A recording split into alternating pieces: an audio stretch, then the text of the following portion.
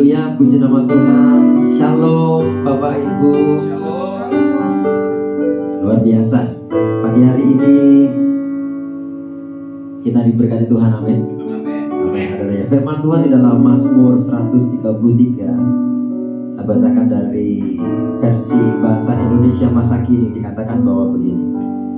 Kasih persaudaraan, nyanyian ziarah Daud. Alangkah baiknya dan senangnya kalau umat Allah hidup rukun. Itu seperti minyak wangi berharga yang dituangkan ke atas kepala Harun, lalu turun ke leher bajunya, atau seperti embun di gunung Hermon yang turun ke bukit-bukit Sion. Di sanalah Tuhan menurunkan berkat-Nya, kehidupan untuk selama-lamanya. Yang percaya katakan amin. Amin. Haleluya. Mari bangkit berdiri. Ya. Kita berikan salam buat saudara-saudara kita seiman. Katakan perkataan-perkataan yang membangun, perkataan-perkataan yang memberkati. Ya.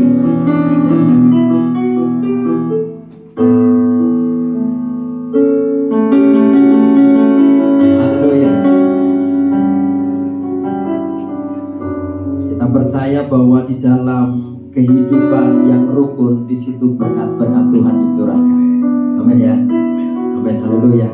Kita akan pujikan satu pujian, ini pujian yang sudah lama ya. Tapi pagi hari ini saya diingatkan lagu ini dan saya langsung buru-buru ya kasih ke tim untuk belajar lagu ini ya. Lagunya sudah sangat lama, tapi mari kita nyanyikan lagu ini dengan hati yang baru, semangat yang baru, dan pengurapan yang baru. Yang mau katakan amin. Haleluya.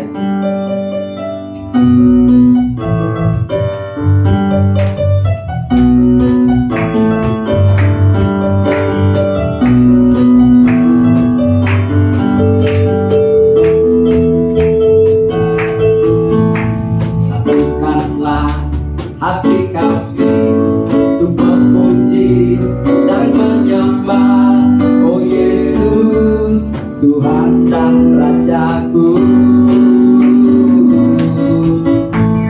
Eratkanlah tali kasih di antara kami semua, oh Yesus, Tuhan dan Rajaku. Satukanlah hati kami, satukanlah hati kami untuk memuji dan menyembah, oh Yesus, Tuhan dan Rajaku. Eratkanlah tali kasih di antara kami semua, oh Yesus, Tuhan dan Rajaku. Mari bergandengan tangan, bergandengan tangan dalam satu kasih, bergandengan tangan dalam satu iman, saling mengasihi di antara kami, keluarga kerajaan Allah. Satukanlah hati kami, satukanlah hati kami untuk memuji dan menyembah, oh Yesus, Tuhan dan Rajaku. Eratkanlah tali kasih di antara kami semua, oh Yesus, Tuhan dan Rajaku. Mari sama-sama bergandengan tangan dan katakan, bergandengan tangan dalam satu kasih, bergandengan tangan dalam satu iman, saling mengasihi di antara kami, keluarga kerajaan Allah. Oke, kita kasih dong, tunjukin cinta kita, sayang kita ke kanan kiri kita. Ini sekarang ini populer sekali ya. Tanda kasih, tanda sayang ya, sebagai saudara yang seiman ya. Amin, kita keluarga di dalam Tuhan. Haleluya. We love you. I love you. Oke. Bergandengan tangan dalam satu kasih, bergandengan tangan dalam satu iman, saling mengasihi di antara kami, keluarga kerajaan Allah. Bergandengan tangan,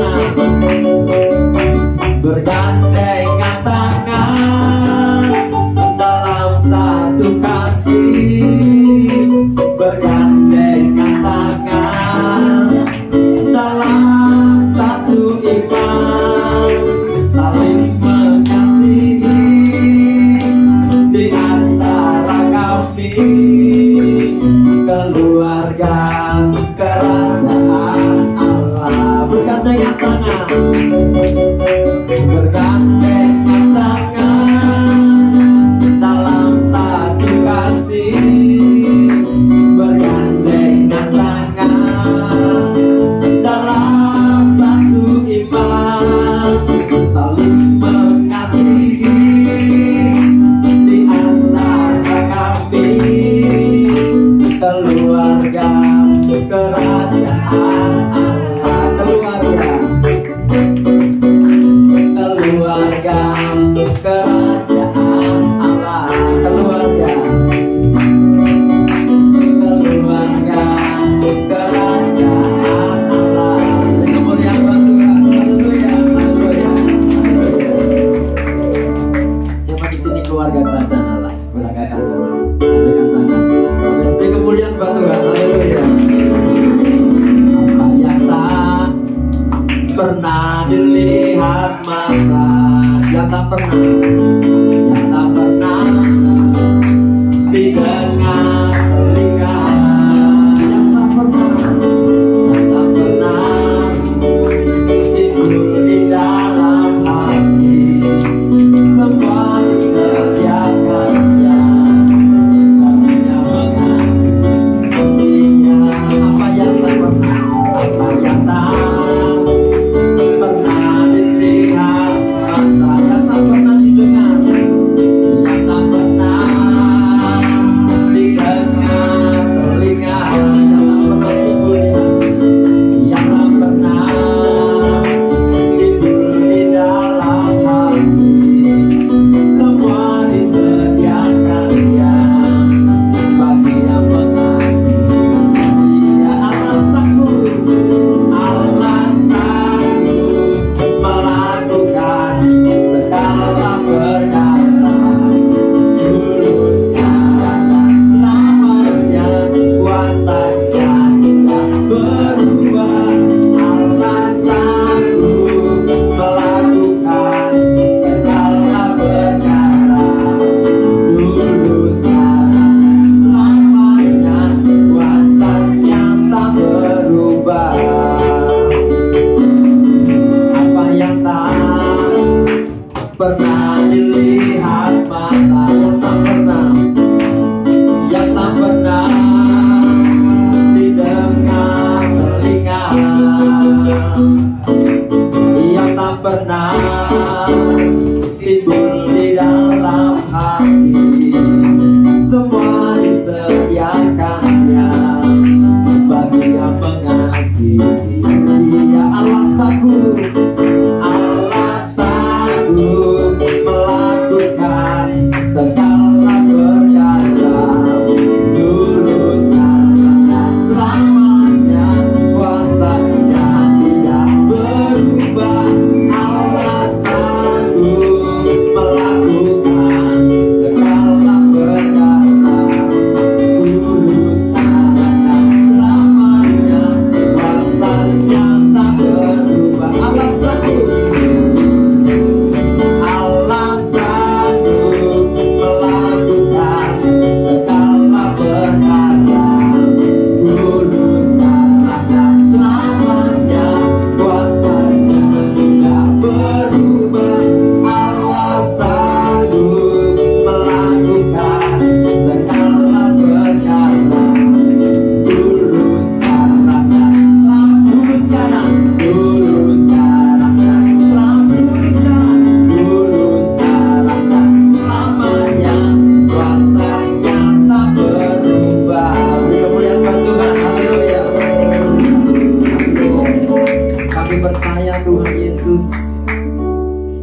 firman-Mu tidak berubah dulu, sekarang, dan sampai selama-lamanya Tuhan Yesus. Allah satu-satunya Allah kami Tuhan. Engkau yang kami andalkan di dalam hidup kami Tuhan Yesus. Kami percaya Tuhan, di dalam keluarga yang rukun ini Tuhan Yesus, Engkau mencurahkan berkat-berkat Tuhan Yesus. Berkat-berkat yang luar biasa. Karenanya Tuhan Yesus, kami terima segala yang ilahi, segala yang mulia, segala yang kudus, segala yang berharga. Damai sejahtera sukacita yang daripada Tuhan itu sudah kami terima, sudah kami miliki Tuhan Yesus. Terima kasih Tuhan. Terima kasih Yesus. Haleluya. Allah yang setia Tuhan Yesus. Engkau Tuhan yang setia, waktumu selalu yang terbaik. Engkau Tuhan sandaranku, dan ku hanya kan berharap padamu. Kau Tuhan yang setia, Engkau Tuhan yang setia, waktumu selalu yang terbaik. Engkau Tuhan sandaranku, dan ku hanya kan berharap padamu. Satu-satunya yang ku andalkan, satu-satunya yang ku percaya. Engkau sumber kekuatan, sumber pengharapan, sumber kedamaian. Satu-satunya yang ku andalkan, satu-satunya yang ku percaya. Engkau Tuhan memberkati, Tuhan menyembuhku, Tuhan memulihku. Kau Tuhan yang setia, Engkau Tuhan yang setia, waktumu selalu yang terbaik. Engkau Tuhan sandaranku, dan ku hanya kan berharap padamu. Satu-satunya yang ku andalkan, satu-satunya yang ku percaya. Engkau sumber kekuatan, sumber pengharapan, sumber kedamaian. Kaulah satu-satunya yang ku andalkan, satu-satunya yang ku percaya. Engkau Tuhan memberkati, Tuhan menyembuhku, Tuhan memulihku. Kaulah satu-satunya Tuhan, satu-satunya yang ku andalkan, satu-satunya yang ku percaya. Engkau sumber kekuatan, sumber pengharapan, sumber kedamaian. Satu-satunya yang ku andalkan, satu-satunya yang ku percaya. Engkau Tuhan memberkati, Tuhan penyembuhku, Tuhan pemulihku. Haleluya Yesus. Engkau Tuhan yang setia, waktuku selalu yang terbaik. Engkau Tuhan sandaranku, dan ku hanya kan berharap kepadamu satu-satunya Tuhan, satu-satunya yang ku andalkan, satu-satunya yang ku percaya. Engkau sumber kekuatan, sumber pengharapan, sumber kedamaian, satu-satunya yang ku andalkan, satu-satunya yang ku percaya. Engkau Tuhan memberkati, Tuhan penyembuhku, Tuhan pemulihku. Dengan iman katakan, satu-satunya yang ku andalkan, satu-satunya yang ku percaya. Engkau sumber kekuatan, sumber pengharapan, sumber kedamaian, satu-satunya yang ku andalkan, satu-satunya yang ku percaya.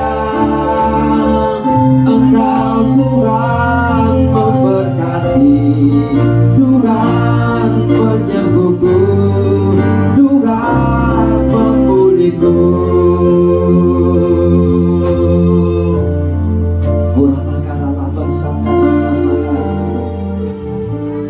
Kaulah satu-satunya Tuhan, Kaulah satu-satunya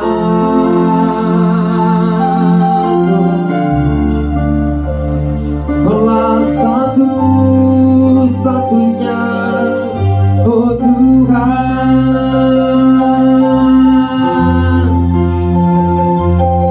yang kami andalkan, yang kami percaya Tuhan. Oh, tidak ada yang lain Tuhan, hanya Kau Yesus, hanya Kau Tuhan.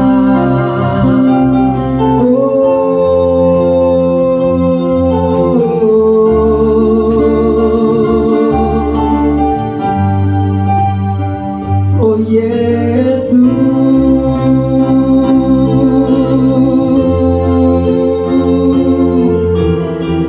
mari naikkan ucapan syukur kita pagi ini. Mari bersyukur, terima kasih Tuhan, terima kasih Yesus.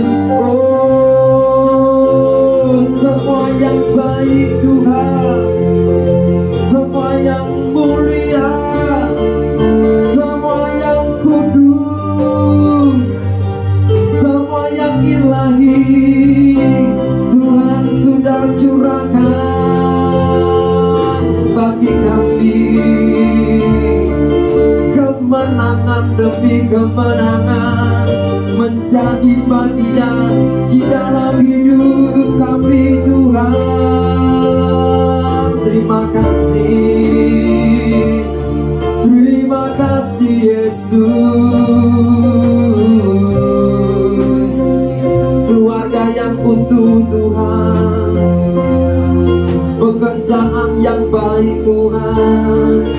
Usaha yang baik Tuhan menjadi bagian di dalam hidup setiap kami Tuhan.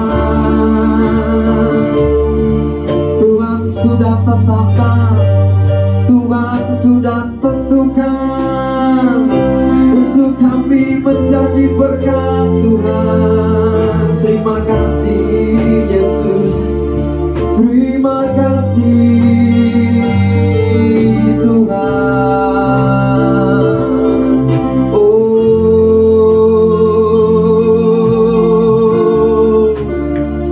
kiarata papa parata karala basyakara lelamo, kiarata karala base aralalamo.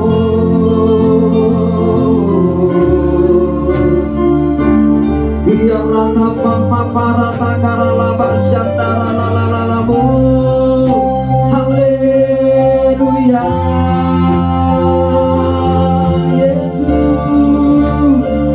haleluya Tuhan.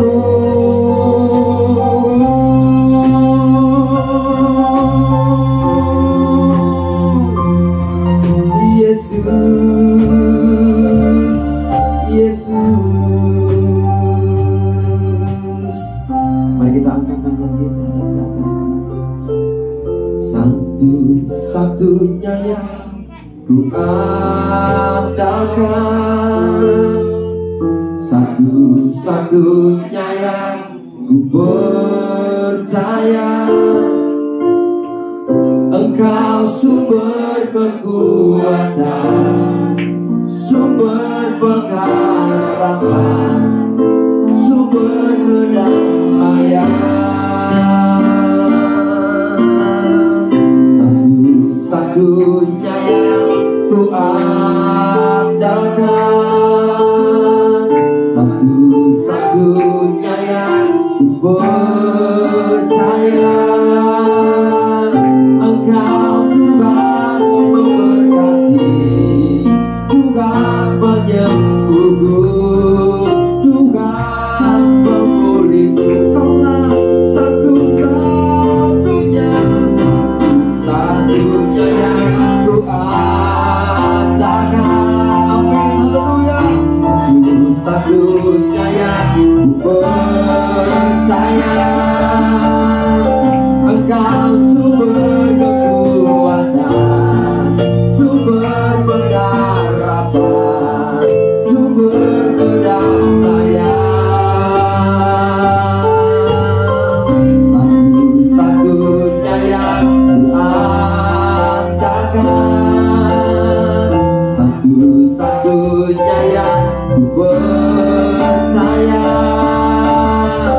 Engkau Tuhan memberkati, Tuhan menyembuhku, Tuhan memulihku. Kaulah satu-satunya Tuhan, satu-satunya yang ku andalkan,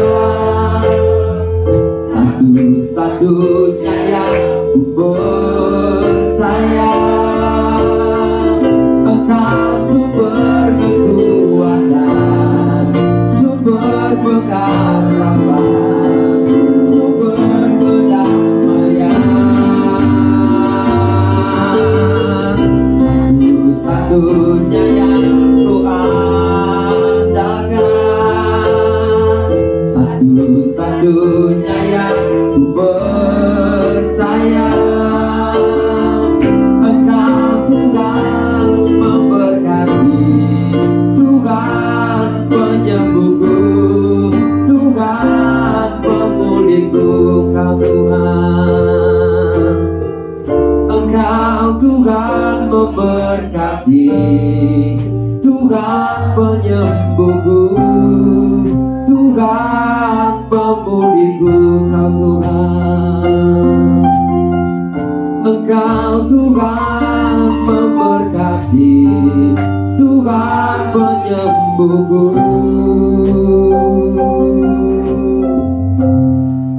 Tuhan pemulihku.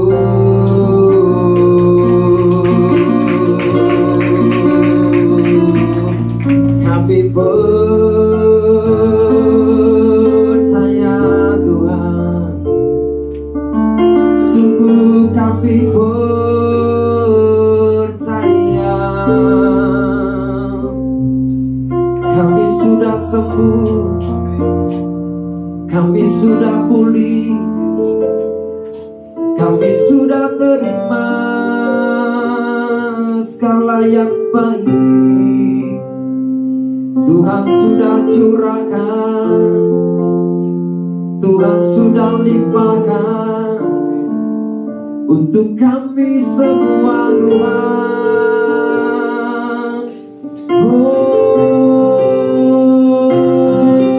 Tak perlu takut, tak perlu kami bimbang, tak perlu kami khawatir Tuhan, sebab Tuhan sudah sediakan bagi kami Tuhan. Terima kasih Yesus, terima kasih, terima kasih Yesus, terima kasih Tuhan.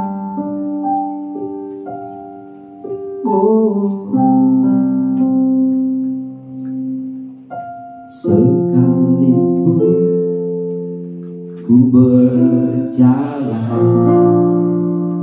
lewat lembah gelap, namun tanganmu selalu menopang hidupku. Saat ku dalam ketakutan, Kau hadir di sisiku. Kau berkata, jangan takut, Kau beriku kemenangan. Kaulah Tuhan yang berjanji, tak sekalipun Kau ingkari kesetiaan-Mu. Kesetiaan-Mu sungguh terbukti di sepanjang hidupku. Untuk selamanya ku kan setia melayani, mengasihi-Mu. Tiada Tuhan seperti-Mu Yesus, Kau Allahku yang setia.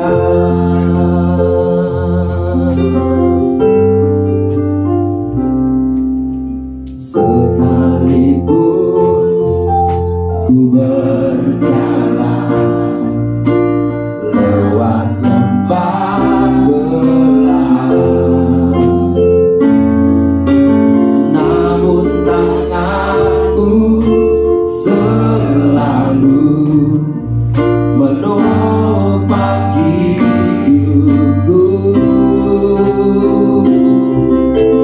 Saat ku dalam ketakutan, Kau hadir di sisiku. Kau berkata, jangan takut, Kau beriku kemenangan. Kaulah Tuhan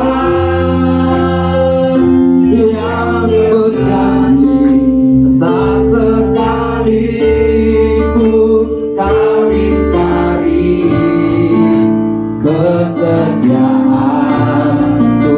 Sungguh terbukti di sepanjang hidupku.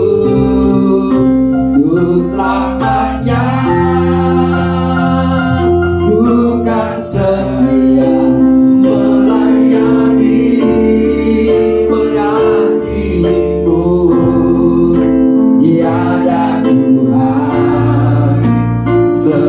seperti-Mu Yesus, Kau Allahku yang setia. Kaulah Tuhan yang berjanji, tak sekalipun Kau ingkari kesetiaan-Mu. Sungguh terbukti di sepanjang hidupku. Terus selamanya Ku kan setia melayani, mengasihi-Mu. Tiada Tuhan seperti-Mu Yesus, Kau Allahku yang setia. Kaulah Tuhan yang berjanji. Yes, Tuhan.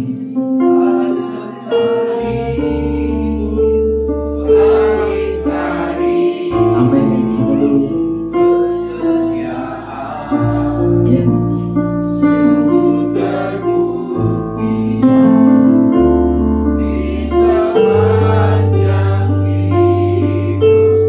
Nah, Tuhan, ini janji kami, Tuhan. Ini pengakuan iman kami, Tuhan. Yes.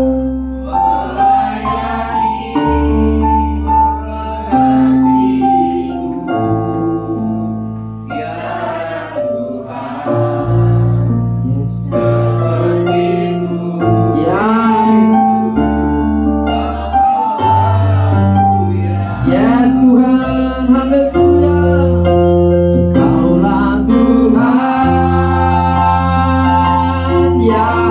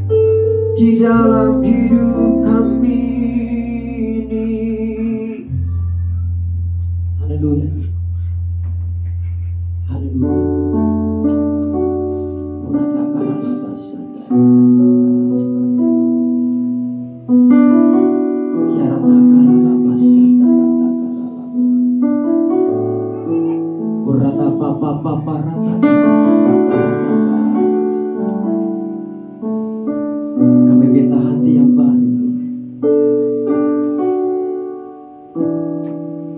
Kami minta hati yang seperti tanah subur.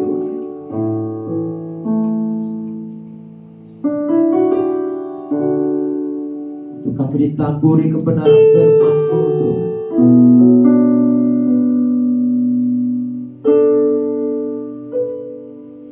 Kami mau duduk diam seperti Maria.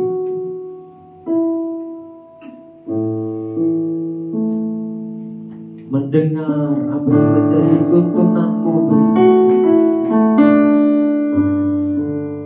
Dan melakukan apa yang menjadi tuntunan-Mu, Tuhan. Terima kasih, Tuhan. Terima kasih. Terima kasih, Tuhan. Terima kasih. Dan pujilah nama-Mu, Tuhan. Kami siap untuk kami mendengarkan kebenaran firman-Mu, Tuhan. Di dalam nama Tuhan Yesus Kristus kami berdoa. Kita semua yang siap mendengarkan firman Tuhan sama-sama katakan haleluya. Amin. Ya, silakan duduk jemaat Tuhan. Shalom. Apa kabar? Luar biasa semua ya. Puji Tuhan, hari ini kembali kita boleh beribadah, kita boleh bersyukur, kita boleh memuji, kita boleh menyembah Tuhan karena Dia Tuhan yang bertahta melalui puji-pujian kita, dan Dia hadir di tengah-tengah umat Tuhan yang memuji dan menyembah Tuhan. Oke, hari ini kita akan mendengarkan firman Tuhan yang diberi tema adalah komunitas yang saling membangun. Mari sama-sama katakan bersama dengan saya, komunitas yang saling membangun. Mari kita lihat firman Tuhan yang menjadi dasar daripada kebenaran yang akan kita dengar hari ini, yaitu di dalam Ibrani pasal yang ke-10. Ibrani pasal yang ke-10 ayat yang ke-24 sampai dengan ayat yang ke-25. Ibrani 10 ayat 24 sampai dengan 25. Karena ayatnya hanya 2, jadi saya berharap kita sama-sama membaca akan ayat ini. Amin. Sudah dapat semua? Ibrani 10 ayat 24 sampai dengan 25. Ya, 1, 2, 3. Dan marilah kita saling memperhatikan supaya kita saling mendorong dalam kasih dan dalam pekerjaan baik. Janganlah kita menjauhkan diri dari pertemuan-pertemuan ibadah kita seperti dibiasakan oleh beberapa orang, tetapi marilah kita saling menasehati dan semakin giat melakukannya menjelang hari Tuhan yang mendekat. Bapak Ibu Saudara, kalau kita lihat apa itu komunitas, mengapa kita perlu memiliki komunitas? Kita tahu bahwa sebagai manusia, kita ini diciptakan Tuhan sebagai makhluk sosial. Ya, kita membutuhkan satu dengan yang lain. Karena kita adalah makhluk sosial, maka kita tidak bisa hidup sendirian. Ya, Kejadian 2 ayat 18, firman Tuhan berkata, mari kita lihat dahulu ayat ini ya. Kejadian 2 ayat 18, Tuhan Allah berfirman, tidak baik kalau manusia itu seorang diri saja. Aku akan menjadikan penolong baginya yang sepadan dengan dia. Jadi suatu kali manusia, yaitu Adam, kan diberi tugas oleh Tuhan di Taman Eden ya, Taman Firdaus. Terus dia lihat ada binatang-binatang diberi nama ya, yang gede, yang belalainya panjang, telinganya gede, dia beri nama gajah ya. Terus ada pasangannya. Kemudian dia lihat ada binatang yang lain beruang gitu ya. Dia kasih nama binatang itu beruang. Ada pasangannya. Terus suatu kali waktu Tuhan melihat Adam sendirian, dia bilang begini, wah, tidak baik kalau Adam itu sendirian, nggak ada pasangan. Akhirnya diberikan penolong yang sepadan, yaitu Hawa. Jadi pada dasarnya waktu Tuhan mendesain atau menciptakan manusia, Tuhan menjadikan kita sebagai makhluk sosial. Ya, keluarga adalah bagian yang paling kecil dari sebuah komunitas. Nah, kalau kita bicara komunitas, tentunya ada komunitas yang berkembang pada zaman sekarang ini. Ya, komunitas begitu banyak. Ada komunitas bersepeda, ya, ada komunitas misalnya punya mobil, ya, khusus mobil atau motor khusus. Ya, ada begitu banyak komunitas-komunitas. Ada juga kalau ibu-ibu komunitas arisan gitu ya. Banyak komunitas-komunitas yang dibuat. Tapi hanya ada 2 komunitas yang saya bisa sebutkan. Yang pertama komunitas yang sehat, dan yang kedua komunitas yang tidak sehat. Nah, minimal kita sebagai orang Kristen, sebagai orang percaya harus punya komunitas yang sehat ini. Tapi juga komunitas dibagi juga ada 2 yang dibutuhkan oleh orang percaya. Yang pertama adalah komunitas sebagai keluarga. Betul? Awalnya kita tentunya memiliki keluarga, karena waktu Allah menciptakan manusia itu, Tuhan katakan tidak baik manusia itu sendiri. Jadi dimulailah komunitas keluarga. Waktu Adam, ya, bertemu dengan Hawa, dia katakan ini adalah daging dari dagingku, ya, tulang daripada tulangku. Nah, jadi akhirnya mereka membangun sebuah komunitas keluarga, lahirlah anak-anak. Disinilah awal komunitas yang paling kecil. Baru yang kedua, komunitas yang diperlukan oleh setiap kita adalah komunitas gereja. Ya, gereja ini adalah komunitas yang dibutuhkan oleh setiap kita sebagai orang percaya, karena gereja adalah persekutuan dari orang-orang percaya yang telah dipanggil daripada kegelapan kepada terang Tuhan yang ajaib. Ya, jadi di sini kita membutuhkan komunitas karena kita tidak dapat hidup sendirian, dan ada manfaat hal-hal yang kita bisa dapatkan melalui hubungan, melalui komunitas. Ya, nah Bapak Ibu Saudara, mari kita lihat bahwa gereja adalah keluarga. Amin. Keluarga rohani kita. Kita mungkin punya keluarga secara fisik. Kita punya suami, kita punya istri, kita punya anak-anak. Tapi gereja adalah keluarga rohani. Dan gereja juga adalah komunitas rohani yang di dalamnya kita mendapatkan pemenuhan akan kebutuhan kita. Amin. Contohnya begini Bapak Ibu Saudara. Dalam sebuah gereja kita mendapatkan pemenuhan kebutuhan. Contohnya kita bergereja ini tujuannya untuk apa? Misalnya yang belum dapat jodoh, misalnya gitu ya, cari pasangan, carinya bagusnya di gereja gitu ya. Jangan cari di luar gereja, karena imannya berbeda. Jadi untuk dapat pasangan misalnya, kita bergereja misalnya untuk supaya kalau kita menikah perlu ditabiskan pendeta gitu. Kalau menikah tanpa ditabiskan, tidak ada surat dari gereja, maka pernikahan kita dianggap tidak sah, tidak diterima oleh pemerintah. Jadi kita perlu gereja untuk pemenuhan kebutuhan kita supaya kita mendapatkan legal ya dalam sebuah pernikahan Kristen gitu ya.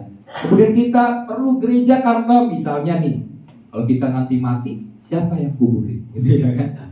Pasti harus ada gereja ya yang akan dipakai untuk mengadakan ibadah penghiburan ataupun ibadah penutupan peti dan sampai kepada penguburan. Nah, itu pemenuhan kebutuhan yang diperlukan oleh kita dalam sebuah kita pada saat kita memilih komunitas gereja, ya, komunitas rohani. Nah, tentunya ada pemenuhan kebutuhan yang lain, yaitu apa? Dalam komunitas gereja, komunitas rohani ini kita menyembah Tuhan bersama-sama. Waktu kita menyembah Tuhan, Tuhan berkata di mana 2-3 orang berkumpul dalam nama Tuhan, Tuhan hadir. Dan kalau Tuhan hadir di tengah-tengah umat Tuhan, maka urapannya, hadiratnya berbeda dengan urapan waktu kita berdoa sendiri. Kita bisa berdoa sendiri, kita bisa menyembah sendiri, dan Tuhan hadir pada waktu kita berdoa dan menyembah sendiri. Tapi pada waktu kita sebagai umat Tuhan berkumpul dalam sebuah ibadah, kita memuji, kita menyembah Tuhan, Tuhan hadir, maka urapannya ini adalah urapan yang korporat. Ya. Jadi urapan yang sangat kuat. Karena satu dengan yang lain di sini tentunya membawa api, ya, api Tuhan ya. Bukan api asing gitu ya. Bukan hal-hal yang bukan berasal daripada Tuhan, karena kita adalah anak-anak Tuhan. Jadi waktu kita memuji, kita menyembah Tuhan, Tuhan hadir, kuasa Tuhan bekerja di tengah-tengah umat Tuhan, dan kita akan merasakan sukacita, merasakan damai sejahtera yang terikat. Waktu kita bersama-sama menyembah Tuhan, mengalami kelepasan, ya, yang terbelenggu mereka boleh mendapatkan kekuatan yang daripada Tuhan, kemerdekaan, dan banyak hal yang terjadi waktu kita bersama-sama dalam komunitas rohani ini atau gereja. Nah, tadi dikatakan bahwa gereja adalah keluarga. Nah, keluarganya ini tentunya keluarga rohani. Karena apa? Karena di dalam gereja tentunya ada fungsi bapak rohani dan fungsi daripada anak rohani. Ya, jadi kenapa disebut keluarga? Karena juga ini gambaran dari keluarga kerajaan Allah. Ya, ada bapak rohani dan ada anak secara rohani. Ya, jadi di sini kita lihat betapa pentingnya kita harus memiliki komunitas. Karena Bapak Ibu Saudara tahu, di komunitas disitulah kita akan mengalami pertumbuhan. Amin. Bahkan pertumbuhan yang kita dapatkan melalui komunitas itu tidak lambat, atau saya katakan pertumbuhannya begitu cepat. Akan terjadi percepatan. Contohnya misalnya secara rohani. Kalau di gereja kan komunitasnya salah satunya adalah komunitas sel, kelompok sel gitu ya. Kenapa kita bisa mengalami pertumbuhan yang cepat, pertumbuhan rohani yang begitu cepat kalau kita punya komunitas? Ya, yaitu waktu di komsel. Contohnya ada yang bertugas sebagai pembawa firman Tuhan. Mungkin waktu di ibadah minggu, ya, ibadah raya dia belum dipercayakan untuk melayani di mimbar sebagai pembicara. Tapi di komunitas sel misalnya minggu depan kamu sharing firman ya. Aduh, saya nggak tahu nih, saya belum pernah. Udah belajar aja. Nggak harus firmannya yang dalam-dalam misalnya. Kamu pernah nggak misalnya mengalami kebenaran firman Tuhan satu ayat saja, terus kamu bagikan kesaksian mengenai ayat yang kamu mengerti ini, yang kamu pahami, yang menjadi bagian daripada hidup. Coba kamu sharing 5 menit aja, nggak usah lama-lama. Akhirnya orang ini belajar untuk sharing, betul kan? Dan akhirnya menjadi orang yang bisa sharing, betul kan? Kemudian misalnya setelah sharing ada yang ditunjuk, kamu doa ini ya, kamu doa itu ya. Waduh, saya belum pernah berdoa. Ada misalnya karena saking takutnya berdoa disuruh doa syafaat, dipanggil ya kamu doa syafaat. Waktu semua pada tutup mata, bapak ini berdoa ya. Semua dibilang mari kita berdiri, kita akan berdoa. Waktu ditunggu lama, wah ini kok gak ada yang doa-doa. Tahu-tahu gak begitu lama kedengaran bunyi motor. Reng. Orangnya disuruh tugas doa kabur gitu ya. Karena gak berani gitu. Itu ada pengalaman contoh-contoh daripada orang yang disuruh berdoa mungkin karena belum pernah gitu ya. Tapi kan akhirnya kita belajar. Ya walaupun cuma berdoa gak sampai 1 menit gitu ya, gak apa-apa. Kita semua belajar. Kan namanya kita sebagai keluarga bukannya untuk saling menjatuhkan, untuk bilang, oh kamu doanya kurang bagus, wah doamu gak ada urapannya. Bukan perkara itu. Tapi di komunitas lah kita belajar bertumbuh. Dan pasti terjadi pertumbuhan yang cepat. Karena kan diberikan kepercayaan untuk melayani Tuhan. Ada banyak contoh. Yang tadinya gak bisa WL, dibelajar di komsel jadi WL, akhirnya bisa jadi WL. Lama-lama setelah bisa jadi WL di komunitas, bisa juga jadi WL di gereja, di ibadah minggu. Ternyata ada potensi, ada bakat, ada karunia Tuhan yang dimilikinya, yang selama ini terpendam, dan melalui komunitas sel mereka bisa dibangun. Nah, ya. Nah, jadi di sini ada banyak pemenuhan kebutuhan dari setiap kita yang memiliki komunitas, khususnya komunitas rohani. Nah, bedanya dengan komunitas yang sekuler, ya komunitas sekuler itu memang kita mungkin mengalami pertumbuhan dalam hal pengetahuan. Misalnya seorang yang ikut di dalam komunitas sepeda, minimal kita punya pengetahuan soal jenis-jenis sepeda. baik harganya, baik kegunaannya, mungkin ada aksesoris yang baru. Kita baru tahu di komunitas itu, oh ternyata ini punya manfaat, fungsi daripada aksesoris sepeda ini membuat misalnya jalanan menanjaknya jadi lebih ringan. Itu contohnya gitu. Ada banyak contoh, tapi itu hanya menambah pengetahuan, bahkan mungkin hanya untuk membuat kita bisa jadi lebih baik dalam hal skill. Itu bisa ya, melalui komunitas. Tapi kalau kita punya komunitas rohani, ini bukan sekedar kita bisa mengupgrade diri kita secara pribadi, tapi di komunitas rohani inilah kita juga bukan saja berkembang secara pribadi, tapi di komunitas rohani kita juga akan membuat orang lain menjadi bertumbuh, berkembang. Amin. Karena komunitas rohani atau gereja ini punya visi dan misi yang jelas daripada Tuhan. Yaitu apa visinya? Supaya kita hidup sebagaimana Kristus hidup. Tujuannya jelas dan kekal. Sampai kepada Tuhan memerintahkan setiap kita untuk pergi dan menjadikan segala bangsa sebagai murid Tuhan. Ada tujuan, ada visi, ada misi kerajaan sorga yang harus kita genapi. Kalau mungkin komunitas yang sekuler gak ada tujuan. Tujuannya hanya ngumpulin orang teman sebanyak-banyaknya dalam komunitas itu. Dan semakin mengerti soal hobi yang sama-sama dimiliki bersama. Sudah. Tujuannya mungkin gak terlalu banyak. Memang ada sih komunitas sepeda atau komunitas motor bikin pelayanan sosial. Tapi itu bukan sekedar sebagai tujuan. Itu hanya sebagai tambahan, bonus. Tapi kalau kita komunitas rohani punya hal-hal yang pada waktu kita melakukannya itu berdampak kekal. Amin. Dan itu hal yang luar biasa ya. Nah jadi Bapak Ibu Saudara, kita lihat bahwa salah satu di mana pemenuhan kebutuhan kita ini bisa terjawab dalam sebuah komunitas adalah kebutuhan untuk dimotivasi.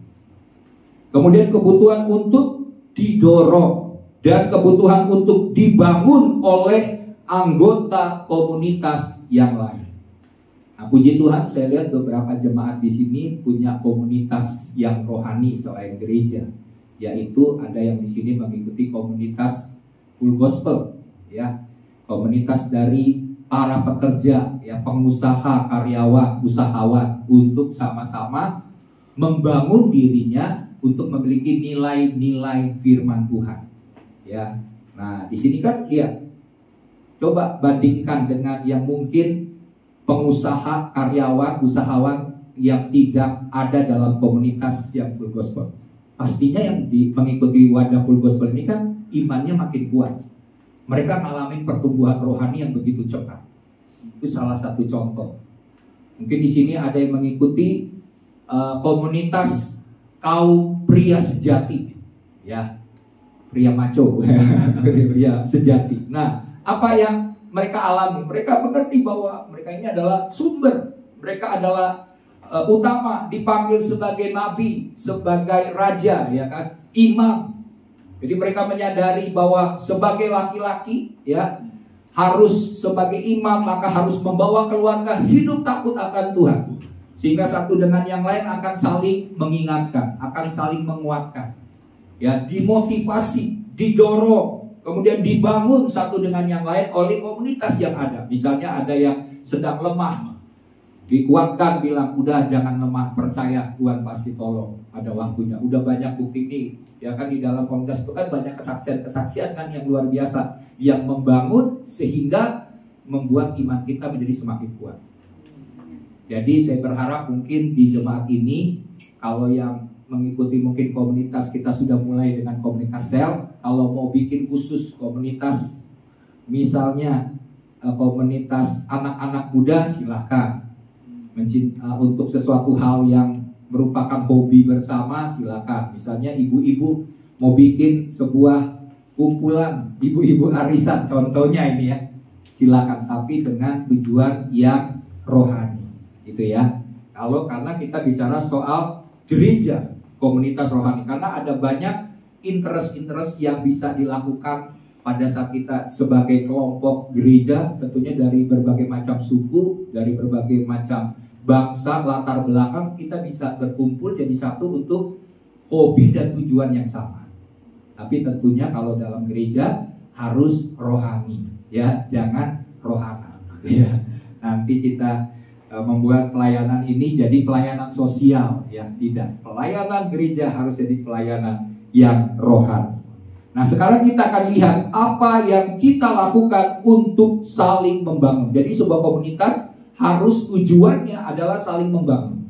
Kalau hanya menjatuhkan, meruntuhkan, ngegosip, untuk kata-kata kebencian, bully, misalnya kata-kata yang kasar, kata-kata maaf, kata-kata yang jorok dalam komunitas basket misalnya, wah, itu lebih baik tinggalkan. Karena itu akan membuat iman kita menjadi semakin lemah, ya. Jangan mau ada dalam komunitas yang salah. Karena waktu kita berada dalam komunitas yang tidak sehat, yang salah, itu akan membentuk kita menjadi salah. Karena firman Tuhan berkata, jangan kamu sesat. Pergaulan yang buruk merusak kebiasaan yang baik. Hati-hati dengan komunitas. Kalau kita salah memiliki komunitas, ya, maka hidup kita, masa depan kita juga akan berubah kepada hal yang salah. Tapi kalau kita punya komunitas yang sehat, komunitas yang benar, maka iman kita akan bertumbuh. Kita akan saling menguatkan, kita akan saling membangun, kita akan saling melakukan hal-hal yang berkenan di hadapan Tuhan. Nah, yang pertama untuk kita dapat membuat saling membangun ini, yang pertama adalah di dalam Ibrani 10 ayat yang ke-24, firman Tuhan berkata begini. Dan marilah kita saling memperhatikan, ya, saling memperhatikan. Dalam gereja, dalam komunitas rohani, kita semestinya, saya katakan tadi, pemenuhan kebutuhan kita ini bukan bicara soal kebutuhan yang bagi diri kita sendiri saja. Contohnya menikah atau meninggal, atau misalnya hal-hal yang lain yang berbicara buat kebutuhan diri sendiri. Tapi yang penting adalah juga kita harus saling memperhatikan satu dengan yang lain. Jadi betul kan, dalam komunitas kita pastinya besi menajamkan besi, orang menajamkan sesamanya. Mungkin akan ada saling memperhatikan. Tapi jangan seperti saling memperhatikan ini seperti lagu yang sedang populer, ya. Ojo dibandingke. Opo wono ya gitu ya. Bukannya jangan dibanding-bandingkan, jangan disaing-saingan, ya. Ada misalnya jemaat yang karena dia kaya, penampilannya bagus, penampilannya mungkin harganya dari outfitnya katanya dari atas sampai ke bawah berapa ratus diwawancara gitu ya. Terus kita bilang, wah, ini komunitas gereja nih semuanya kaya-kaya, saya jadinya minder. Gak usah deh di gereja situ, karena kita lihat gerejanya kaya-kaya, penampilannya menampilkan yang mahal-mahal gitu ya. Jangan, kita ini saya berharap bahwa kalau Tuhan sudah bawa kita ke gereja ini, maka kita juga harus menyadari kita jangan membanding-bandingkan. Jangan gereja menjadikan saing-saingan. Saya senang kalau jemaat tampil rapi. Betul ya, kita ke gereja kan mau menghadap Tuhan. Kalau kita mau menghadap Tuhan, penampilannya asal-asalan juga kan, kita sebenarnya nggak menghargai bukan saja diri kita, tapi juga Tuhan, ya. Kita tampil rapi itu adalah sesuatu hal yang merupakan hal yang penting waktu kita beribadah kepada Tuhan. Jadi di sini waktu kita saling memperhatikan, apa yang dimaksud dengan saling memperhatikan di sini adalah kita membutuhkan perhatian orang lain. Amin. Karena ada hal-hal yang bisa terluput dari perhatian kita. Benar nggak? Dalam sebuah misalnya penampilan kita, karena kita kan mungkin dari latar belakang, misalnya latar belakang yang nggak mementingkan soal penampilan misalnya, ya, karena kita pikir adalah sederhana itu baik, ya kan. Jadi ke gereja pun kita kalau perlu tampil sesederhana mungkin, karena itu menunjukkan iman kita, ya kan. Kalau misalnya tampil kayaknya gayanya mahal-mahal, nanti dianggap duniawi gitu ya. Jadi kita sesederhana mungkin. Pakaiannya putih terus, setiap hari Minggu putih terus, ya kan, menanjakan orang-orang kudus, ya kan. Nah, ini adalah pemahaman yang salah. Nah, mungkin ada orang yang gak berani kasih nasihat atau pesan. Dia sampaikan gini, minggu depan jangan putih-putih terus, kan dunia ini kan penuh dengan warna, ya kan? Kalau warnanya cuma putih, bosan Pak. Jadi pakai dong warna-warna yang lain supaya lebih cerah gitu kan. Akhirnya iya ya, benar juga, kenapa sih harus pakai putih terus kalau ke gereja gitu kan. Mungkin itu dulu pemahaman gereja lama saya, yang kalau ke gereja harus pakaian putih, semua serba putih, cuma sepatunya aja yang nggak putih gitu ya, semuanya serba putih. Nah, akhirnya berubah gitu. Nah, ini adalah pola-pola yang di dalam komunitas itu kita bisa memberikan perhatian satu dengan yang lain yang luput dari perhatian kita. Ada banyak hal, saya nggak bisa sebutkan satu persatu, tapi biarlah melalui komunitas kita saling memperhatikan. Tujuannya bukan untuk menilai, ya, untuk misalnya, wah kamu tuh jelek misalnya gitu ya, kamu nggak cocok begini, terus kita menghina, kita membuli. Saya yakin minggu depan dia pasti nggak akan kembali lagi ke gereja. Sakit hati sama gereja gitu ya, karena ternyata di gereja itu penuh dengan penghakiman, penuh dengan kata-kata hinaan, sama seperti dunia. Jadi saya nggak mau ke gereja lagi. Banyak kan orang yang nggak pergi ke gereja karena kenapa? Sakit hati. Dan akibatnya banyak juga orang yang menganggap bahwa nggak harus gereja-gerejaan. Kita ini, akulah gereja, kamu gereja. Jadi nggak perlu berkumpul beribadah bersama-sama, karena kita langsung ketemu dengan Tuhan. Nah, ini adalah pemahaman yang salah, keliru. Kita butuh komunitas karena kita adalah makhluk sosial. Kita harus saling membangun, kita saling membutuhkan. Betul nggak? Siapa yang bisa menyatakan bahwa seumur hidup saya nggak butuhkan orang lain? Saya bisa sukses, saya bisa berhasil, saya bisa menjalani sampai dengan sekarang ini.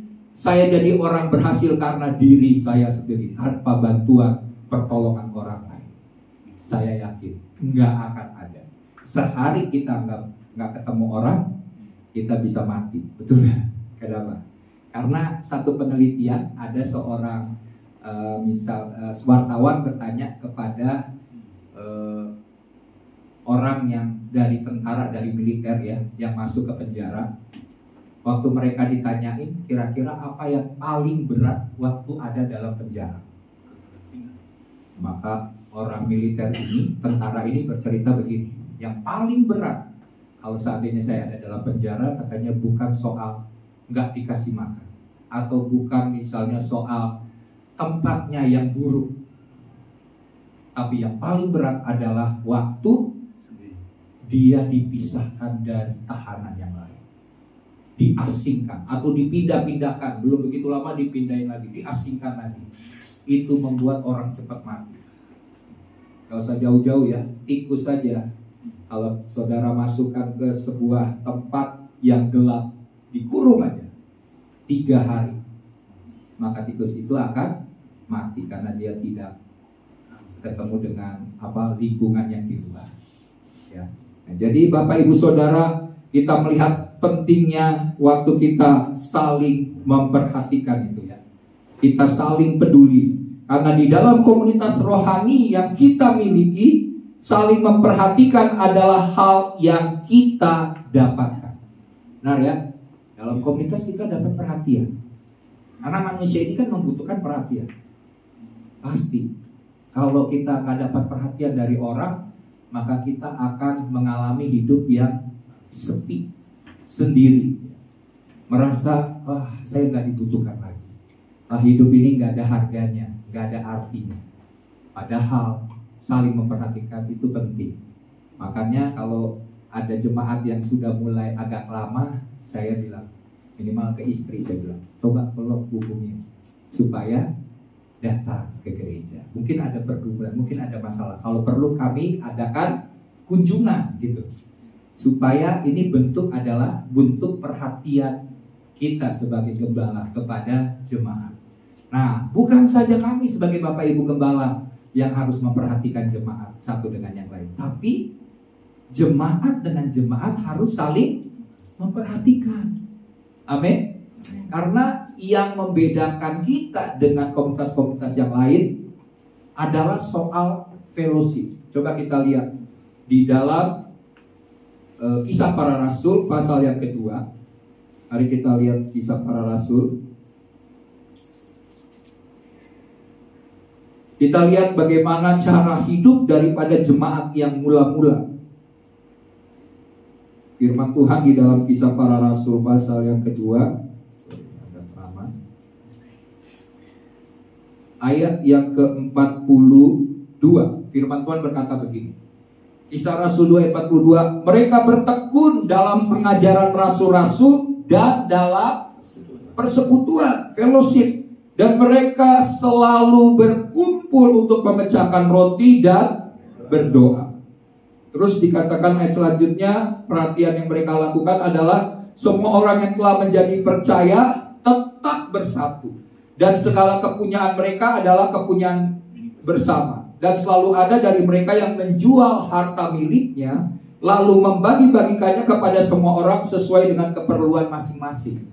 Kemudian ayat 46 berkata begini, dengan bertekun dan dengan sehati mereka berkumpul tiap-tiap hari dalam bait Allah. Mereka memecah-mecahkan roti di rumah masing-masing secara bergilir dan makan bersama-sama dengan gembira dan dengan tulus hati. Lihat, jemaat mula-mula, gereja mula-mula, persekutuannya, fellowshipnya sangat kuat. Tapi zaman sekarang mungkin kita kurang soal fellowship.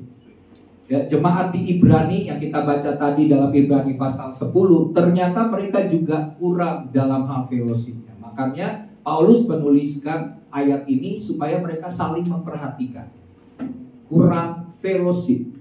Nah, jemaat, saya berharap jemaat GB Alpha Omega juga bukan sekedar datang ke gereja menyembah Tuhan 3 atau 4D ya. Duduk, dengar, diam, dada, ya, maksudnya pulang gitu ya.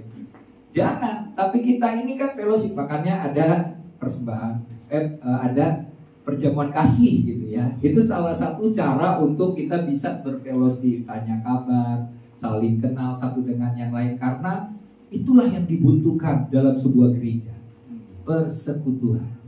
Bukan sekedar datang ke gereja nggak saling kenal, terus besok ibadah lagi nggak saling kenal, karena jemaatnya misalnya banyak gitu, jadi nggak saling kenal. Nah, mumpung kita ini masih bisa saling mengenal, ya kalau belum sampai 250 katanya masih bisa saling kenal gitu ya. Kalau sudah di atas itu katanya agak sulit gitu ya. Nah, kita kan belum. Jadi mari Bapak Ibu Saudara kita saling memperhatikan. Nah, di sini kita dilatih untuk memiliki kepekaan terhadap apa yang diperlukan oleh anggota yang lain, dan kita mendapat kesempatan turut berkontribusi.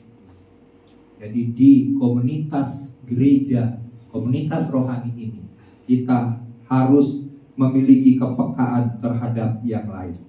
Ya, dengan anggota yang lain kita mendapat kesempatan untuk turut berkontribusi. Misalnya ada jemaat satu dengan yang lain kumpul ketemu di rumah, misalnya ngobrol-ngobrol, ternyata cerita tentang masalahnya.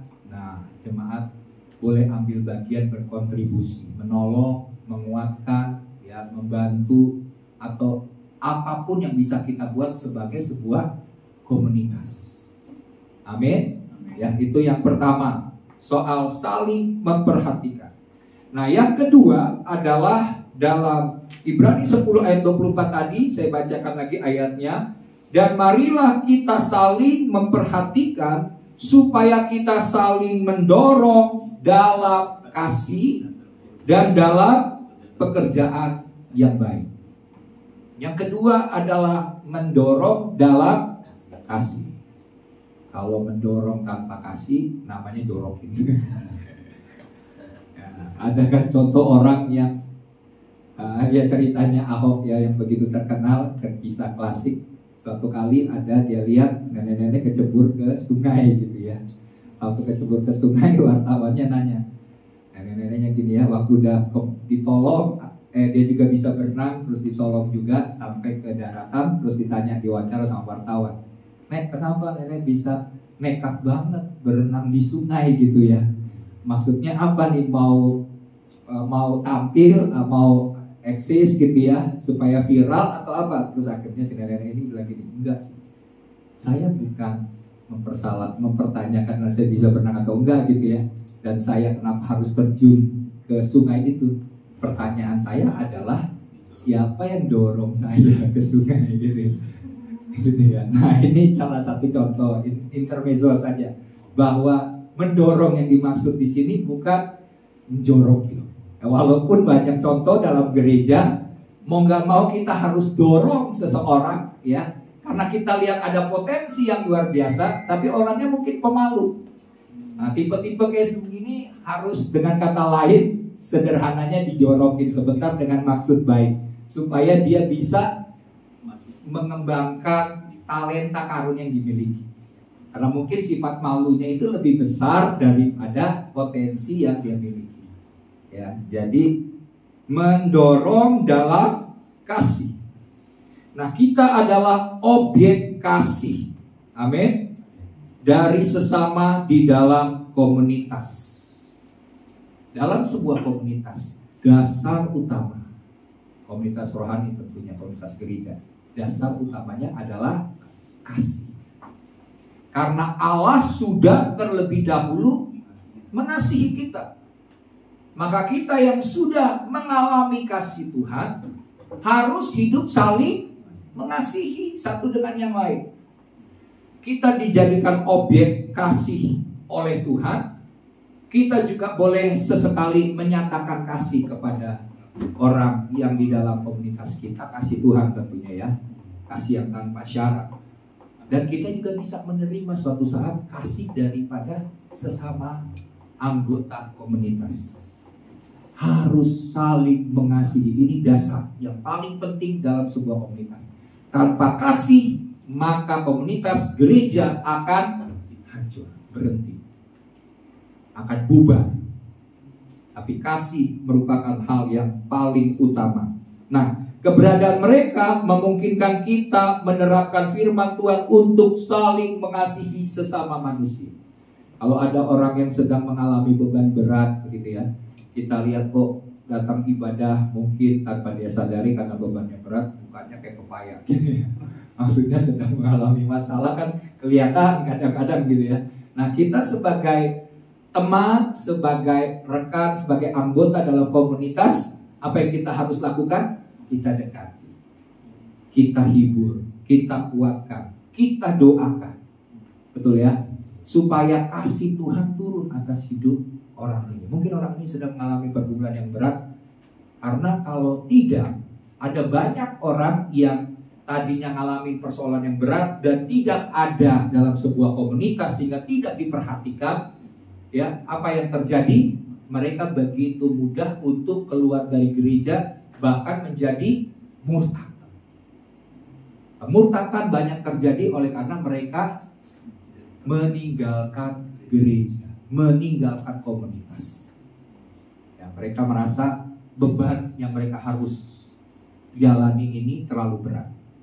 Mereka berpikir tidak bisa bagi beban kepada yang lain. Mereka tanggung sendiri beban. Padahal tujuan kita bergereja saat ini, kita harus saling menanggung beban. Firman Tuhan berkata, bertolong-tolonganlah kamu menanggung beban. Itu kamu memenuhi hukum Kristus ya, Galatia 6. Jadi kita harus saling mengasihi, saling memperhatikan, saling mendorong dalam kasih supaya maju, supaya termotivasi untuk melayani, supaya hidup beribadah dengan sungguh-sungguh, dan banyak hal yang positif yang bisa kita lakukan melalui gereja Tuhan. Jadi jangan pasif. Amin. Harus aktif sebagai sebuah persekutuan dari orang-orang percaya. Nah, yang membedakan antara orang Kristen dengan orang yang di luar Kristen bukan masalahnya di gereja itu atau orang Kristen itu jalanin hidup dengan penuh mujizat. Bukan. Ya, kalau mujizat itu bagian dari apa yang Tuhan berikan sebagai orang percaya. Tapi yang menjadikan mereka sebagai murid-murid Tuhan bukan karena mereka hidup dalam mujizat, bukan. Tapi firman Tuhan katakan kalau kamu saling Mengasihi itu adalah bukti bahwa kamu adalah murid-murid, kata Tuhan. Amin. Jadi saling mengasihi adalah hal yang penting untuk kita lakukan, karena keberadaan mereka akan membuat kita bisa menerapkan firman Tuhan. Ya. Terus selanjutnya, tentu saja mereka bukanlah orang yang sempurna yang mudah kita terima apa adanya. Setiap kita tentunya bukan sempurna ya. Kami juga sebagai Bapak Ibu Gembala tentunya banyak kekurangan. Tapi firman Tuhan katakan tadi, besi menajamkan besi. Orang menajamkan sesama. Jangan berpikir kalau sudah masuk dalam komunitas rohani, komunitas gereja, wah kita akan aman-aman saja gitu ya. Kita akan ketemu dengan karakter-karakter yang berbeda-beda. Bahkan ada yang unik. Saya sebut unik, jangan aneh, nanti tersinggung orangnya kalau disebut aneh. Unik. Nah, waktu kita ngalamin gesekan seperti itu, sebenarnya kita sedang dibentuk oleh Tuhan, supaya karakter kita makin menjadi baik. Jadi sebenarnya dengan berbagai macam karakter yang ada dalam gereja Tuhan, itu membentuk kita. Asalkan respon kita respon yang benar, ya. Respon kita tidak respon yang salah. Kalau respon salah itu tersinggung, kecewa, marah, ya kan? Meninggalkan gereja, itu respon yang salah. Tapi respon yang benar adalah kalau ada mungkin teman kita, mungkin karena dia lihat kekurangan kita, dia nggak tahan, dia langsung ngomong yang kasar misalnya. Kita harus terima, oh ya mungkin maksudnya orang itu baik, mungkin cara penyampaiannya saja yang salah. Berarti saya harus mengoreksi diri, saya perlu berubah. Nah, waktu kita punya respon yang benar, hidup kita berubah, kita akan menjadi lebih baik. Tapi kalau kita responnya salah, maka kita akan jadi jauh dari Tuhan. Kita jauh dari standarnya Tuhan. Padahal Tuhan memakai mungkin orang lain untuk membentuk hidup kita. Ya, terutama misalnya suami istri. Ini kan komunitas ya, salah satu komunitas. Seringkali yang paling berasa ya untuk mengalami gesekan demi gesekan adalah hubungan suami istri. Tapi lihat, waktu kita misalnya lihat mungkin suami kita yang belum sungguh-sungguh bertobat, dan kita tetap sabar, kita tetap mendoakan, apa yang terjadi? Hidup kita berubah, ya, kerohanian kita bertumbuh. Tapi waktu kita responnya kita bilang, wah dulu misalnya nih contoh, dulu dia yang bawa saya ke gereja, tapi sekarang kok dia malah meninggalkan Tuhan, misalnya gitu. Terus kita kecewa, kita bilang ya udah, lebih baik saya juga nggak ke gereja juga. Nah, ini adalah respon yang salah. Tapi waktu kita punya respon yang benar, hidup kita berubah. Kita akan menjadi seperti Kristus. Itu yang Tuhan kehendaki, karena Kristus mengasihi bukan pada waktu kita mengasihi dia. Dia tetap mengasihi. Dia tetap setia sekalipun kita tidak setia. Dia tetap mengampuni sekalipun kita seringkali berbuat tidak benar, berbuat jahat. Itulah karakter Kristus akan nyata melalui kehidupan kita. Nah, tentu saja mereka bukanlah, oke tadi ya, sudah ya. Kita harus terima mereka apa adanya. Hal ini juga berlaku sama kepada kita, bahwa di mata anggota yang lain kita juga tidak sempurna. Karena kita tidak sempurna itulah, maka kita butuh komunitas untuk membuat hidup kita menjadi semakin sempurna. Sempurna tentunya bukan dengan pemahaman manusia kita ya. Tuhan punya melihat standar-standar seluruh kehidupan kita. Tapi selagi kita punya tracknya benar, ya, berarti kita sedang menuju kepada kesempurnaan. Tracknya yaitu kita punya respon yang benar. Kita mau menjadikan Kristus sebagai teladan hidup kita. Berarti kita sedang dalam on the track yang benar. Tapi kalau kita sudah mulai menilai, sudah mulai tidak menjadikan Kristus sebagai teladan, maka kita akan menyimpang jauh dari tujuan kita berkomunitas dalam sebuah gereja. Amin. Ya, selanjutnya yang ketiga, yang terakhir, Yang ketiga berkata, yaitu saling menasehati. Ibrani 10 ayat 25 berkata begini, janganlah kita menjauhkan diri dari pertemuan-pertemuan ibadah kita, seperti dibiasakan oleh beberapa orang, tetapi marilah kita saling menasehati dan semakin giat melakukannya menjelang hari Tuhan yang mendekat. Nah, nasihat yang diberikan dalam konteks ini adalah tentang kerajinan beribadah kepada Allah. Jadi saling menasehati ini konteksnya dalam Ibrani 10 ayat 25 ini bicara soal ibadah. Ya, bukan sekedar menasehati yang hidup benar, hidup percaya, hidup beriman, bukan sekedar itu. Tapi konteks ayat ini bicara soal saling menasehati dalam hal ibadah. Jangan menjauhkan diri dari pertemuan-pertemuan ibadah.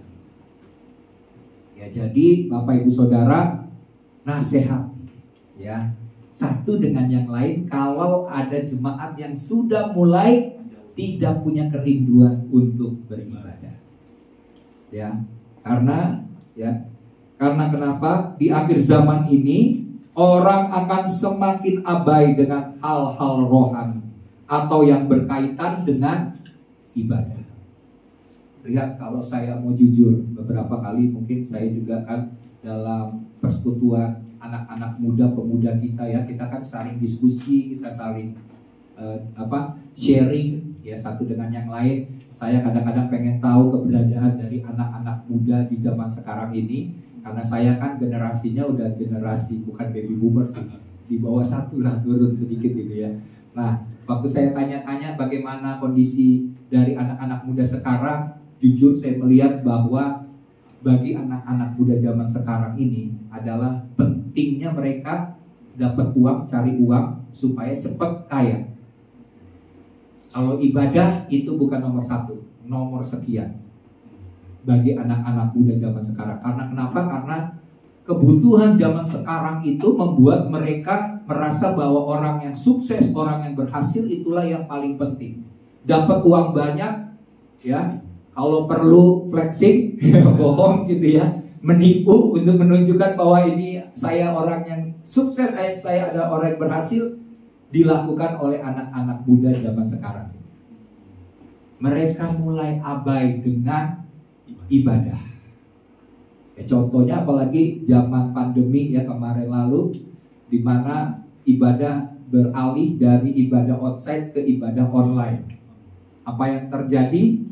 Setelah sudah pada onsite, sudah pada ibadah tatap muka semua, yang lain masih bertahan dalam ibadah online, ya kan? Dengan alasan virusnya lagi naik, lagi meningkat. Jadi mereka menutupi ibadah onsite ini dengan alasan bahwa virus lagi naik, penyakit lagi bertambah, jadi saya aman aja ibadah online.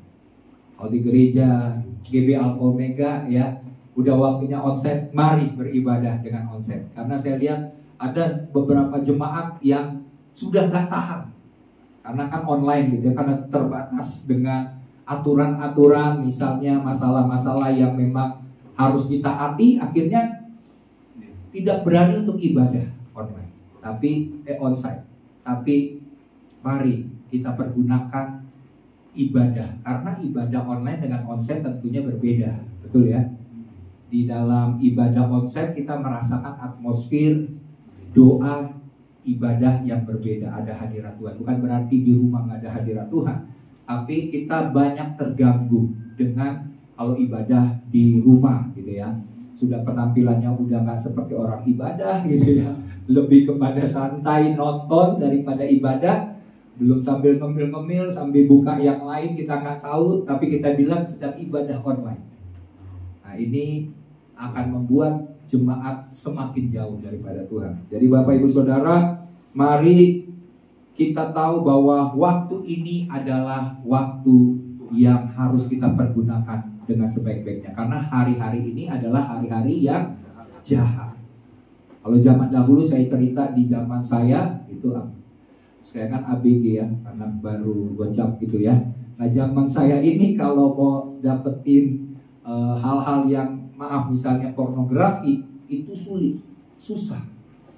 Tapi kalau zaman sekarang ya bukan cuma kita yang nyari, datang sendiri gitu ya. Tahu-tahu tampil sendiri. Kita harus kan skip gitu ya, kita skip aja gitu. Cuman itu bisa muncul tanpa kita mencarinya. Nah, jadi di hari-hari yang jahat ini kita harus beribadah kepada Tuhan. Jangan kita membiarkan untuk kita tidak beribadah. Karena kenapa? Karena salah satu cara iblis untuk menjauhkan kita, yaitu kita menjauhkan ibadah.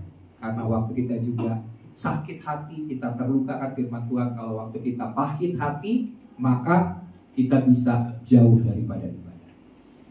Tapi saya percaya waktu kita berada dalam komunitas yang benar, kita yang tadinya jahat. Contohnya kita tahu kan Raja Daud ya. Daud sebelum dia menjadi raja, dia ini membangun sebuah komunitas. Komunitasnya namanya saya sebut komunitas Gua Adulam ya. Karena kenapa? Di Gua Adulam inilah dia panggil orang-orang yang sakit hati.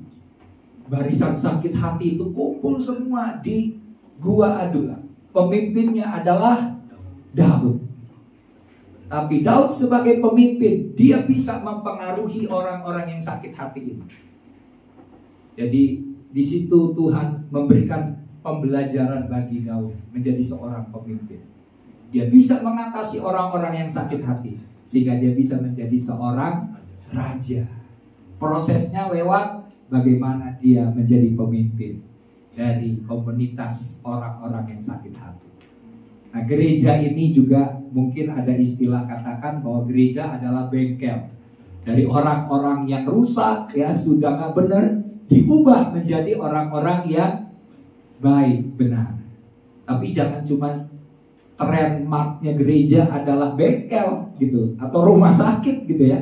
Tapi saya rindu gereja ini bukan trademarknya rumah sakit atau bengkel, tapi gereja adalah tempat di mana dilahirkannya ya raja-raja ya, dilahirkannya orang-orang yang hidup berani di tengah situasi dunia yang semakin jahat.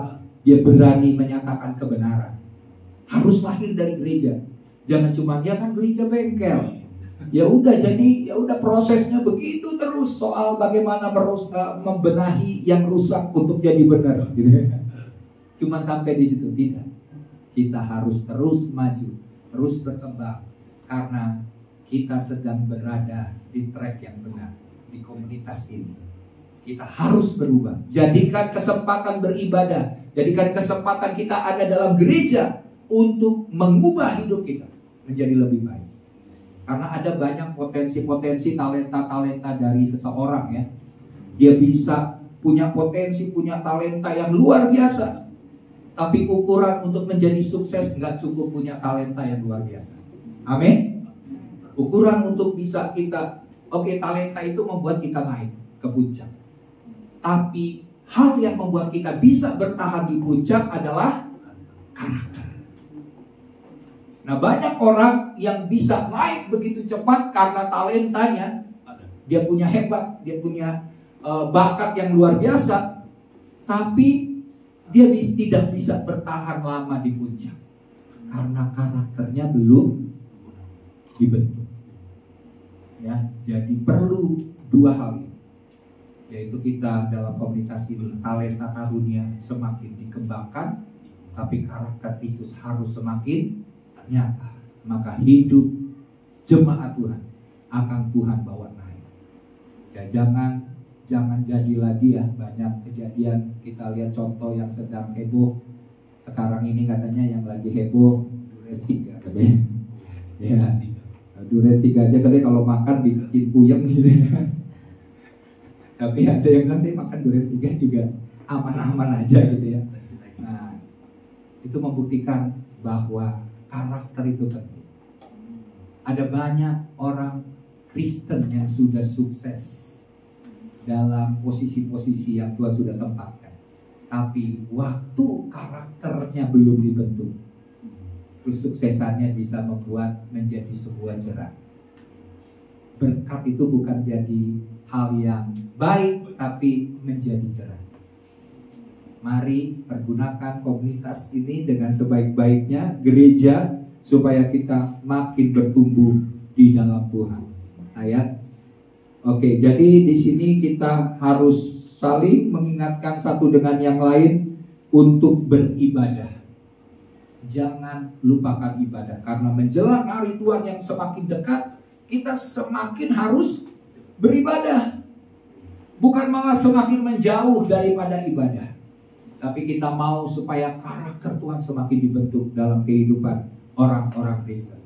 Saya percaya kalau jemaat tetap setia, tetap tekun, tetap beribadah, saling mengingatkan, saling memperhatikan, saling mendorong dalam kasih, saling menasehati satu dengan yang lain, kita sedang berada dalam komunitas yang sehat, yang akan bertumbuh dan membuat kita saling membangun. Maka saya akan lihat jemaat akan menjadi orang-orang besar di hadapan Tuhan, dan menjadi orang yang disukai oleh manusia atau masyarakat, karena kita sedang dibentuk dan menjadi sebuah orang-orang yang hebat, karena kita ada dalam komunitas yang benar. Mari kita bangkit berdiri, kita berdoa.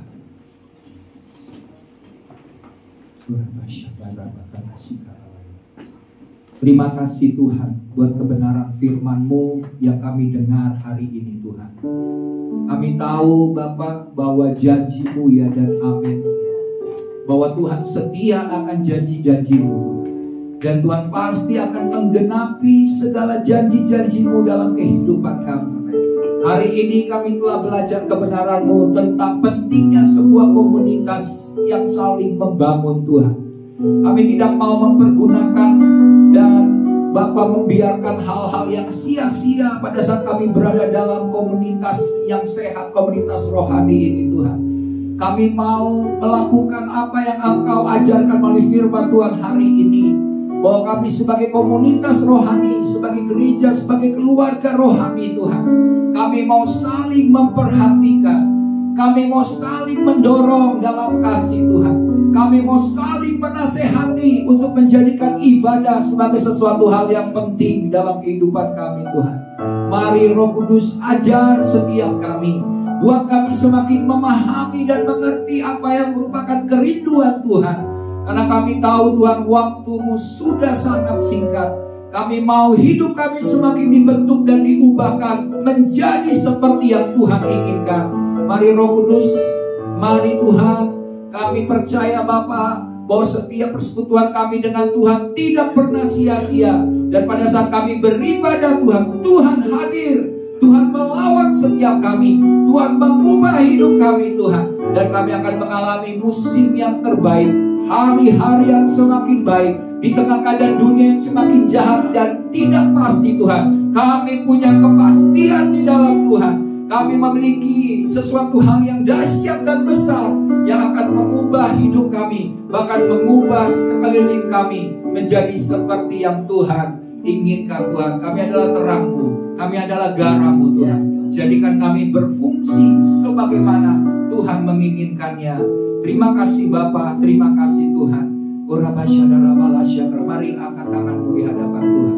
Saya percaya bahwa kebenaran yang kita dengar, saya rindu supaya kebenaran itu tertanam di tanah hati kita yang subur.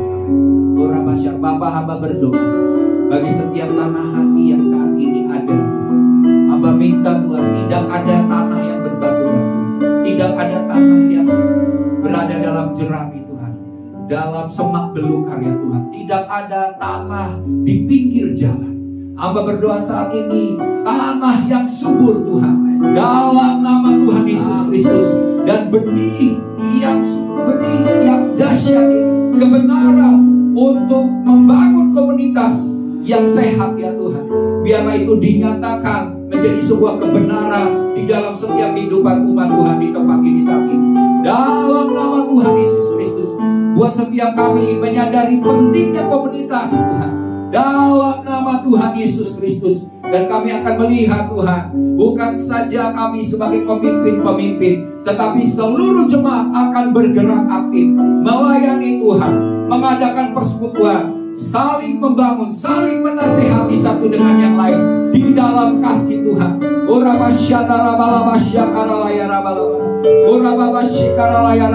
Hamba berdoa Tuhan, turunlah urapan Tuhan, kemampuan yang ilahi, kuasa Tuhan yang dahsyat Tuhan, yang akan membuat kami pada saat kami berkata-kata, ada kuasa Tuhan yang bekerja melalui perkataan kami. Pada saat kami berbicara, pada saat kami bersikap Tuhan, orang lain diubahkan. Mereka melihat Yesus Kristus yang hidup dan tinggal di dalam kami. Bahkan pada saat kami mendoakan orang sakit Tuhan, kami percaya pada saat mereka berdoa di dalam nama Tuhan Yesus, kesembuhan terjadi, mujizat dinyatakan, kuasa Tuhan. Oh Tuhan, nyatakan bagi setiap kami. Bapak hamba berdoa, biar sesuatu yang baru Tuhan, sesuatu yang segar yang daripada Tuhan, yang mengalir dari tahta Tuhan, Tuhan berikan kepada kami. Sebab kami adalah makhluk yang membutuhkan satu dengan yang lain Tuhan. Tuhan telah menjadikan dan menciptakan kami sebagai makhluk sosial, dan kami akan bekerja bersama-sama di ladang Tuhan, menuai Tuhan dan melayani Tuhan sampai kami menyelesaikannya Tuhan, sampai Engkau mengatakan kami sudah selesai. Terima kasih Bapak. Bapak Engkau berkata tuaian banyak, pekerja sedikit. Tapi kami minta saat ini pekerja-pekerja yang Tuhan akan kirimkan Tuhan untuk menuai ladang Tuhan yang begitu luas. Dan kami akan melihat gereja ini akan semakin bertumbuh seperti yang Tuhan kehendaki. Datanglah kerajaan-Mu, jadilah kehendak-Mu atas hidup kami, sama seperti di surga. Dalam nama Tuhan Yesus Kristus kita semua yang diberkati, bersama-sama katakan amin. Kita duduk. Haleluya. Puji nama Tuhan. Bapak Ibu diberkati. Haleluya. Katakan kami kiranya ini komunitas yang sehat. Haleluya. Kita akan berikan persembahan. Saya undang yang bertugas dan kita siapkan hati kita. Kami bersyukur Tuhan Yesus, terima kasih Tuhan untuk kesempatan kami boleh memberi untuk pekerjaan-Mu di muka bumi ini Tuhan Yesus. Kami sudah diberkati dan kami rindu berkat yang Tuhan sudah berikan kepada kami ini dipergunakan untuk memperluas kerajaan-Mu di muka bumi ini Tuhan Yesus. Tuhan yang memberkati setiap tangan-tangan yang beri, setiap tangan-tangan yang akan mengelolanya Tuhan, dipergunakan dengan sebaik-baiknya, setepat-tepatnya, sesuai dengan kehendak dan rencana-Mu Tuhan. Terima kasih. Di dalam nama Tuhan Yesus Kristus kami siap untuk memberi. Haleluya. Amin. Haleluya. Silakan memberi dengan sukacita. Dengan apa akan ku balas segala kebaikan-Mu, segenap hatiku menyembah-Mu Yesus. Ku bersyukur padamu, dengan apa akan ku balas segala kebaikan-Mu, segenap hatiku menyembah-Mu Yesus. Ku bersyukur pada, mari bangkit berdiri. Dengan apa akan ku balas segala kebaikan-Mu, segenap hatiku menyembah-Mu Yesus. Ku bersyukur padamu, dengan apa akan ku balas segala kebaikan-Mu.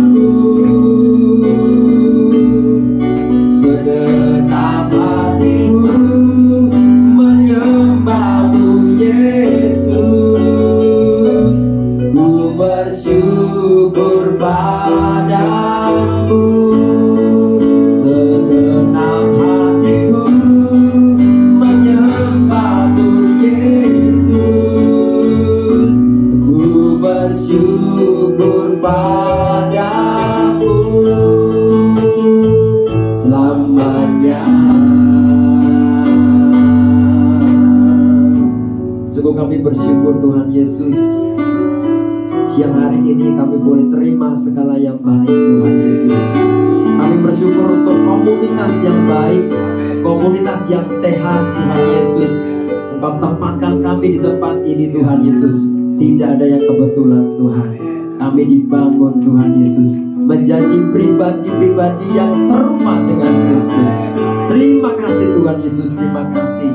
Siang hari ini Tuhan Yesus, kami mengangkat tangan kami Tuhan. Kami mau melepaskan berkat untuk bangsa kami Indonesia Tuhan. Mari angkat tangan kita berkati Indonesia. Kami bersyukur untuk Indonesia Tuhan Yesus. Bangsa Engkau yang Engkau kasihi Tuhan, bangsa yang Engkau cintai, bangsa yang kepadanya Engkau berkenan Tuhan Yesus. Kami percaya ada banyak hal-hal yang baik Tuhan Yesus, yang Tuhan sudah tentukan bagi bangsa ini Tuhan Yesus. Bangsa ini akan menjadi berkat bagi bangsa-bangsa Tuhan Yesus. Kami berkati pemerintahan kami Tuhan, Bapak Jokowi, Bapak Maruf Amin Tuhan, bahkan seluruh menteri kabinet Indonesia Maju Tuhan Yesus, juga seluruh kepala-kepala daerah di seluruh Indonesia Tuhan Yesus, para gubernur, wakil gubernur, para wali kota, bupati, camat, lurah, sampai dengan ketua-ketua RW RT Tuhan Yesus. Mereka bergerak di dalam tuntunanmu Tuhan, mengambil setiap keputusan dan kebijakan Tuhan sesuai dengan hikmat dan tuntunan yang daripada Tuhan. Ada beberapa kepala-kepala daerah Tuhan Yesus yang akan memasuki purna tugas Tuhan dan akan digantikan dengan PLT Tuhan. Kami berdoa Tuhan Yesus, sungguh-sungguh orang yang menggantikannya Tuhan Yesus adalah orang-orang yang takut akan Tuhan, orang-orang yang benar Tuhan Yesus. Terima kasih Tuhan Yesus, terima kasih. Kami juga bawa Tuhan Yesus untuk pemilu tahun 2024 Tuhan Yesus.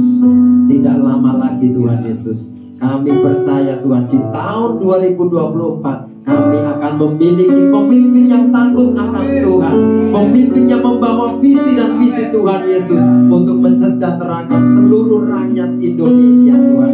Kami akan mendapatkan wakil-wakil rakyat yang takut akan Tuhan, yang menyuarakan apa yang menjadi aspirasi daripada rakyat, suara rakyat itu Tuhan Yesus. Terima kasih Tuhan Yesus, terima kasih. Kami juga berkati setiap tanah, air, udara atas Indonesia Tuhan. Hendaklah tanah-tanah atas Indonesia menumbuhkan berbagai-bagai macam tumbuh-tumbuhan yang berbiji Tuhan, pohon buah-buahan, sayur-sayuran Tuhan. Semuanya adalah produk-produk yang berkualitas Tuhan Yesus. Ada ketahanan pangan atas Indonesia di tengah-tengah resesi yang mengancam dunia saat ini Tuhan. Indonesia diluputkan Tuhan Yesus, Indonesia diluputkan Tuhan Yesus. Tanah yang subur Tuhan Engkau sediakan atas Indonesia dan menumbuhkan berbagai-bagai macam produk-produk yang terbaik Tuhan Yesus. Tuhan, kami juga berdoa untuk pengelolaan terhadap setiap hasil-hasil tambang atas Indonesia Tuhan. Semuanya boleh dikelola dengan benar Tuhan Yesus. Tuhan sudah taruhkan dasar yang kuat atas para pendiri-pendiri bangsa ini Tuhan Yesus. Ketika mereka membuat Undang-Undang Dasar 1945, di pasal yang ke-33 Tuhan dikatakan bahwa bumi, air, dan kekayaan alam yang terkandung di dalamnya dikuasai oleh negara dan dipergunakan sebesar-besarnya untuk kemakmuran rakyat itu terjadi atas Indonesia. Di dalam nama Tuhan Yesus ada tangan-tangan putra-putri bangsa yang terbaik mengelola setiap hasil tambang atas Indonesia untuk dipergunakan sebesar-besarnya bagi kemakmuran bangsa Indonesia Tuhan Yesus. Indonesia tidak hanya menjadi berkat secara rohani bagi bangsa-bangsa, tetapi juga berkat secara jasmani Tuhan Yesus. Terima kasih Tuhan Yesus, terima kasih. Terkhusus saat ini kami berdoa Tuhan untuk kepolisian Republik Indonesia Tuhan Yesus, yang saat ini kami percaya ini bagian daripada pemurnian Tuhan atas Indonesia Tuhan.